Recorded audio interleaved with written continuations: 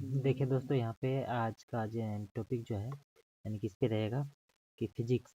ठीक है दोस्तों, यानी कि फिजिक्स एटम चैप्टर से, ठीक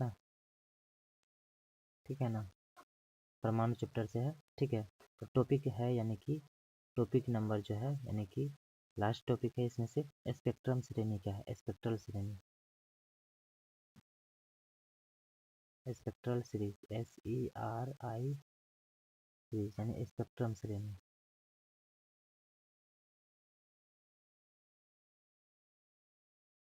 स्पेक्ट्रम श्रेणी, ठीक है दोस्तों, यानी कि स्पेक्ट्रम श्रेणी के बारे में बताना चाहेंगे। तो सन जो है सन 1885 ईस्वी में, ठीक है दोस्तों, 1885 ईस्वी में जॉन जेकब वामर यानी कि जॉन जेकब वामर जो कहाँ के विद्यार्थी, सन 1885 ईस्वी में जॉन जेकब वामर जो स्विट्जरलैंड के क्या थे, अध्यापक थे, स्विट्जरलैंड के अध्यापक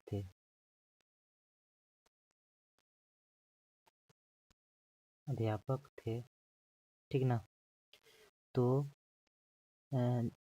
स्पेक्ट्रम श्रेणी के लिए एक मूलानुपाती सूत्र दिया उन्होंने। क्या किया, एक स्पेक्ट्रम जो है स्पेक्ट्रम श्रेणी के लिए एक मूलानुपाती सूत्र दिया। ठीक है दोस्तों, किसके लिए, स्पेक्ट्रम श्रेणी के लिए।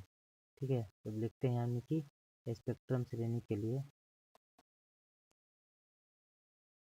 स्पेक्ट्रम श्रेणी के लिए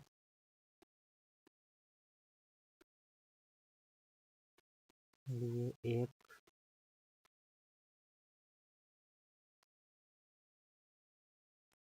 मूलानुपाती सूत्र दिया।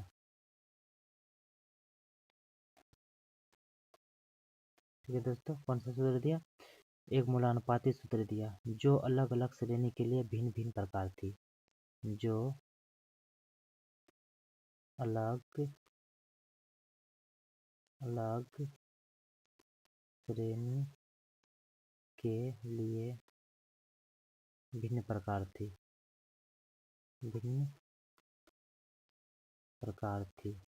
ठीक है दोस्तों, जो अलग अलग श्रेणी के लिए क्या थी, भिन्न प्रकार थी। तो जो मूलानुपाती सूत्र दिया, ठीक है दोस्तों, यानी कि हम लिखते हैं मूलानुपाती सूत्र। ठीक है दोस्तों, जो मूलानुपाती सूत्र दिया 1/λ बराबर R 1/2 का स्क्वायर माइनस 1/n का स्क्वायर, यही सूत्र दिया उन्होंने। जो यानी कि मूलानुपाती सूत्र दिया यानी कि 1/λ बराबर R और 1/2 का स्क्वायर माइनस 1/n का स्क्वायर।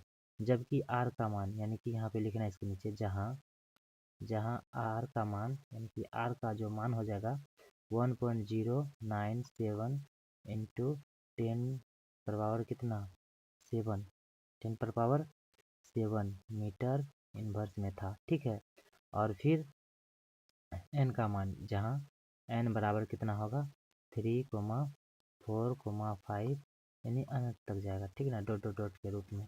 ठीक है दोस्तों, यानी कि n जो है स्टार्टिंग कहाँ से है 3, 4, 5 और फिर यह डॉट डॉट डॉट में जाएगा 6, 7, 8 जितना भी जा सकता है।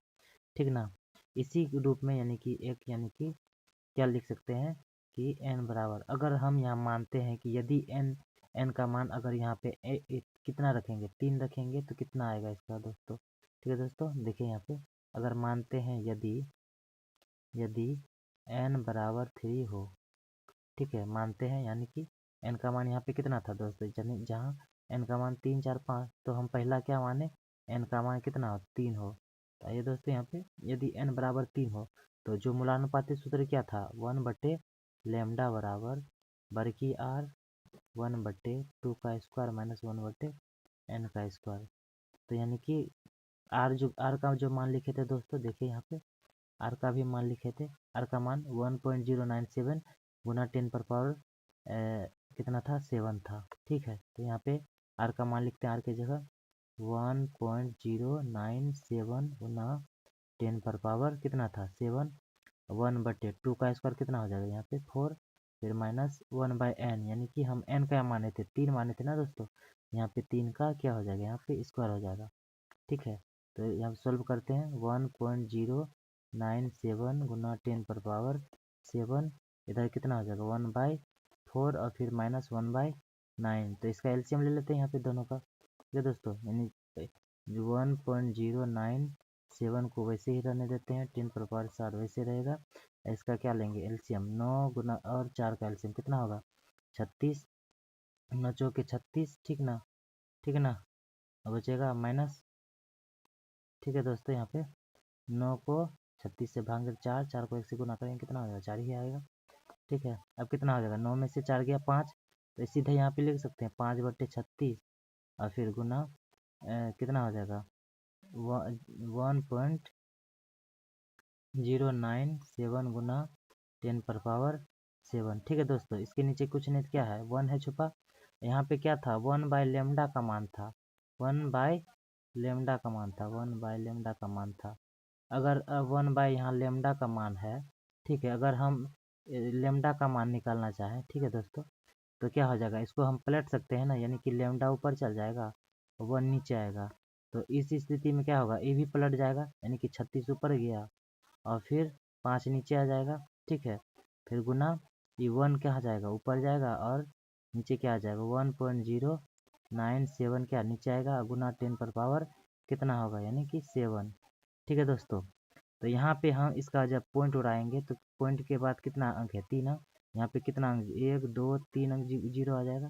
ठीक है दोस्तों, यहाँ पे अब 36 को यानी ऊपर वाला ऊपर से गुना कर देंगे, 36 को कितना से गुना करें 1000 से, कितना हो जाएगा 36,000, नीचे कितना है यहाँ पे 5 है, हो जाएगा ना दोस्तों 5, और गुना में कितना है 1097 गुना 10⁻7। ठीक है दोस्तों, 5 से कटा देंगे, 5 7 35, अब बचा कितना इधर 35 कट गया, बचा कितना एक इधर में आगे कितना होगा 10, 5 दूनी 10 और गेगो 0 डबल 0।